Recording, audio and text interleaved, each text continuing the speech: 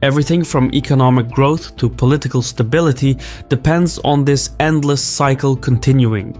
Since debt fuels growth, governments have no choice but to borrow and spend and get money circulating in the economy.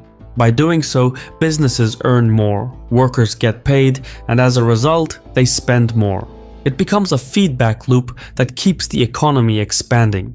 In China, about a fifth of government spending is financed by borrowing. In the US, it's 1 in every $4.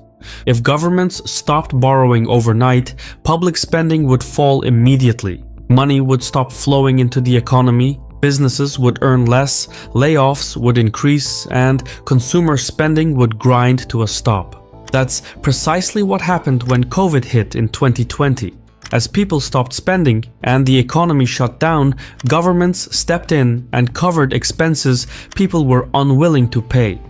In America, the government borrowed $3.1 trillion in a single year, which was about 12% of the economy at the time. China, Europe, and every other major economy did the same. It wasn't a choice really, it was necessity.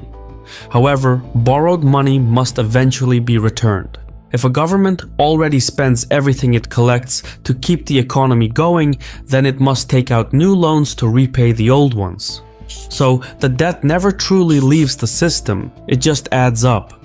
Wealthier countries, such as Germany and Switzerland, can afford to cycle through this system. Their bonds are considered safe, so they keep borrowing at low interest rates. But for developing nations, it's different.